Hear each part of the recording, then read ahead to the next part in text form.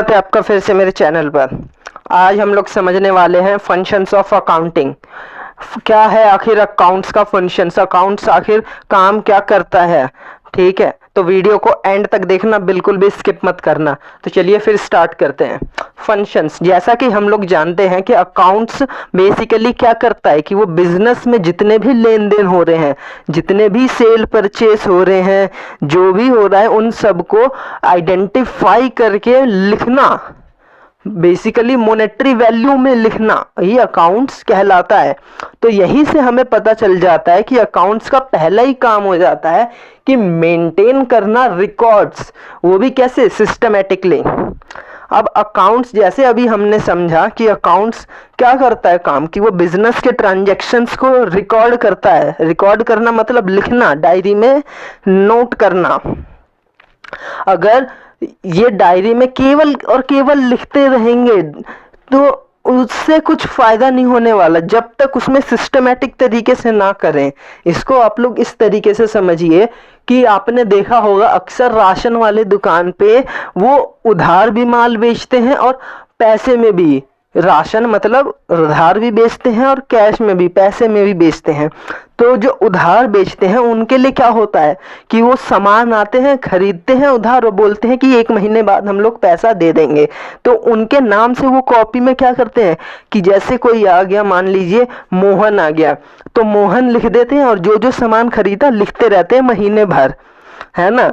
अब मान लीजिए एक ही मोहन नाम थोड़ी ना हो सकता है, बहुत लोगों का मोहन नाम हो सकता है। अब एक और मोहन आ गया तो वो क्या करेंगे, उसी मोहन में उसका भी लिख देंगे, नहीं ना, उसका एक अलग बनाएंगे। और अब कोई आ गया ए नाम से, उसका अलग, बी नाम से उसका अलग। तो बेसिकली यहाँ पे हो क्या रहा है कि हर एक का अलग अलग लिख रहे हैं, एक ही में नहीं लिख रहे।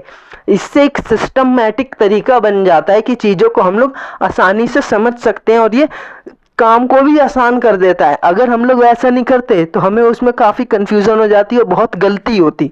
तो इसलिए सिस्टमेटिक तरीके से लिखना अकाउंट्स का पहला काम हो जाता है। अब ये तो रही राशन वाले की बात। अब अकाउंट सिस्टमेटिक तरीके से और कैसे लिख सकता है, इसके लिए अकाउंट्स में कुछ प्रिंसिपल्स बने हैं, कुछ उसके प्रिंसिपल्स होते हैं, कुछ उसके रूल्स होते हैं। तो ये हम लोग अगले वाली वीडियोस में समझेंगे, नेक्स्ट वीडियोस में, कि कौन से रूल्स, कौन से प्रिंसिपल्स होते हैं। अभी इतना समझिए कि एक रूल्स होता है, एक प्रिंसिपल्स होते हैं, कई सारे रूल्स होते हैं जो अकाउंट्स में सिस्टमेटिक तरीके से रिकॉर्ड करना सिखाते हैं। उसके जरिए हम लोग सिस्टमेटिक तरीके से लिख सकते हैं। तो आई होप आप समझे होंगे पहला पॉइंट कि अकाउंट्स का पहला ही काम हो जाता है सिस्टमेटिक तरीके से लिखना। ठीक है, तो इससे हमारा काम आसान हो जाता है और काफ़ी अच्छे तरीके से हो पाता है। फिर आ जाता है अकाउंट्स का दूसरा काम कि प्रिपरेशन ऑफ फाइनेंशियल स्टेटमेंट्स। अब फाइनेंशियल स्टेटमेंट, सबसे पहले ये समझिए होता क्या है। फाइनेंशियल स्टेटमेंट्स वो स्टेटमेंट्स होती है जो कि बिजनेस द्वारा साल के आखिरी में बनाई जाती है, अपने बिजनेस के प्रॉफिट या लॉस या उसके ग्रोथ के दिखाने के लिए बनाई जाती है कि जैसे बिजनेस ने कितना प्रॉफिट कमाया या कितना लॉस कमाया। अब हमने बिजनेस खोला है, जाहिर सी बात है प्रॉफिट कमाने के लिए तो खोला होगा ना, हमने समाज सेवा के लिए नहीं खोला। याद रखना, बिजनेस का मतलब ही तब होता है जब तक हम लोग प्रॉफिट कमाने के उद्देश्य से ना करें। तो बिजनेस हमेशा प्रॉफिट कमाने के लिए होता है। तो हर एक बिजनेसमैन जानना चाहता है, हर एक बिजनेस जानना चाहता है कि उसने कितना प्रॉफिट कमाया या कितना लॉस हुआ इस बारी। तो उसके लिए हमारे पास अकाउंट्स में कुछ अकाउंट्स बनते हैं, कुछ स्टेटमेंट्स बनती है, जैसे कि बैलेंस शीट बनती है, प्रॉफिट एंड लॉस अकाउंट्स बनता है, ट्रेडिंग अकाउंट बनता है। तो ये अकाउंट्स हर एक बिजनेस को बताते हैं कि उनका प्रॉफिट कितना हो रहा है, उनका लॉस कितना हो रहा है, उनके बिजनेस का ग्रोथ कितना हुआ है, क्या क्या एसेट्स हैं उनके पास, बेसिकली लाइबिलिटीज क्या क्या हैं। ये सब कुछ टर्म्स होती है, हम लोग इन्हें भी समझेंगे अगले इस वीडियोस में। तो आई होप आप समझे होंगे कि दूसरा पॉइंट हो जाता है अकाउंट्स का कि मेंटेन, प्रिपेयर करना, बेसिकली बनाना अकाउंट्स के फाइनेंशियल स्टेटमेंट्स को। तो अब नेक्स्ट आता है कि मीटिंग लीगल रिक्वायरमेंट्स। अब इसका क्या मतलब है। अभी हमने समझा ऊपर के दोनों पॉइंट्स में कि अकाउंट्स सिस्टमैटिक तरीके से लिखती है तो उसके लिए कुछ रूल्स हैं, कुछ प्रिंसिपल्स हैं, है ना, और वो फाइनेंशियल स्टेटमेंट्स भी बनाती है अकाउंट्स। तो कई बार ऐसा क्या होता है कि जो अकाउंट्स है ना उसमें मतलब बिजनेस में कई बार फ्रॉड होने के चांसेस रहते हैं, तो अकाउंट्स को एविडेंस के तौर पर ना कोर्ट में पेश किया जा सकता है, क्योंकि इसके लिए कुछ लॉ बने हैं। जैसे मैं आपको अगर यहाँ पे दिखाऊं कौन से लॉ है, कंपनी एक्ट है, इनकम टैक्स एक्ट है, जीएसटी एक्ट है, तो ये कुछ एक्ट, इनके लिए कुछ लॉ बने हैं। किस लिए? ताकि अकाउंट्स एक इलीगल नहीं है, ये लीगल तरीके से इसका इस्तेमाल होता है। याद रखना अकाउंट्स में केवल लीगल चीजें आती हैं, इसीलिए कोई अगर हम लोग कोई आदमी जैसे सोचे कि हम लोग तो स्मगलिंग वाला काम करेंगे तो अकाउंट्स वो इलीगल हो जाएगी, याद रखना। इसीलिए अकाउंट्स को एविडेंस के तौर पर कोर्ट में पेश किया जा सकता है, लीगल तरीके से ये माना जाता है, क्योंकि इसके कुछ एक्ट है। जैसे अभी हमने समझा, मैं फिर से रिपीट करता हूँ, कंपनी एक्ट है, इनकम टैक्स एक्ट है, जीएसटी एक्ट है, ठीक है। फिर आ जाता है कम्युनिकेटिंग द फाइनेंशियल इंफॉर्मेशन। ये देखिए फोर्थ पॉइंट, इसका क्या मतलब होता है।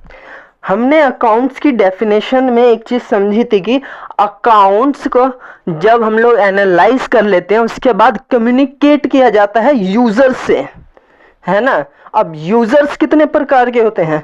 यूजर्स दो प्रकार के होते हैं, इंटरनल और एक्सटर्नल, ठीक है।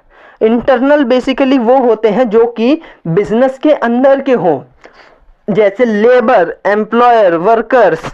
और जो एक्सटर्नल्स होते हैं वो बिजनेस के बाहर के, बैंकर्स, इन्वेस्टर्स, गवर्नमेंट्स, ठीक है। तो बेसिकली अकाउंट्स का फोर्थ फंक्शंस या चौथा कार्य काम अकाउंट्स का होता है कि कम्युनिकेट करना, अपने अकाउंटिंग स्टेटमेंट्स को यूजर्स को दिखाना, उनकी नीड के हिसाब से, उनकी जरूरत के हिसाब से। अब ये कैसे? अब मान लीजिए बिजनेस में कोई वर्कर, कोई एम्प्लॉय काम कर रहा है, जब हम उसे अपनी स्टेटमेंट्स, अकाउंट्स दिखाएंगे उनकी इच्छा के अनुसार इजी तरीके से, तो उन्हें पता चलेगा कि उनका बिजनेस जिसमें वो काम कर रहे हैं वो काफी अच्छी तरीके से काम कर रहा है, वो मोटिवेट भी होंगे कई बारी। और जब पता उन्हें चलेगा कि बिजनेस अच्छे तरीके से काम नहीं कर रहा है और मेहनत की जरूरत है, तो वहां से भी उनको एक मोटिवेशन मिलती है। तो अकाउंट्स को यूजर्स को दिखाया जाता है, फाइनेंशियल इंफॉर्मेशन कि बिजनेस में इतना प्रॉफिट हुआ या इतना तरीके से हम लोग और ग्रोथ कर रहे हैं। बाहर गवर्नमेंट, इन्वेस्टर्स को भी दिखाते हैं तो वो और हमारे बिजनेस करना चाहेंगे हमारे साथ, ठीक है। और फिर आता है assistance to management. Assistance to management, सबसे पहले असिस्टेंस मतलब असिस्ट करना, बनाना। मैनेजमेंट का मतलब होता है काम को अच्छे तरीके से करना तथा करवाना बेसिकली, ठीक है। तो इसका मतलब होता है जब बिजनेस में फाइनेंशियल स्टेटमेंट्स बनती है उसे एनालाइज किया जाता है, ताकि अब जाहिर सी बात है बिजनेस खोला है, 1-2 साल के लिए तो खोला नहीं होगा, लंबे समय के लिए खोला है ना। और हर बार बिजनेस जब भी कोई खोलता है पहली बार, तो उसका क्या उद्देश्य रहता है, वो क्या सोच के खोलता है, ज्यादा से ज्यादा बड़ा बिजनेस करना है, ज्यादा से ज्यादा प्रॉफिट कमाना है।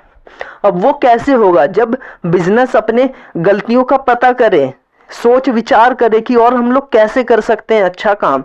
तो वो कब पता चलेगा? जब वो अपने डाटा को एनालाइज करेगा, वो अपने काम को एनालाइज करेगा कि वो अभी तक बिजनेस में क्या क्या हो गया है।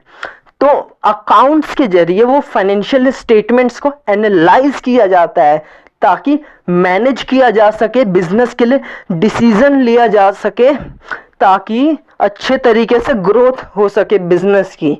बेसिकली इसका यही मतलब होता है, ठीक है। और बिजनेस के अंदर जो भी एसेट्स है उन्हें प्रोटेक्ट करना बेसिकली अकाउंट्स का ये आखिरी काम होता है। तो आई होप आप समझे होंगे।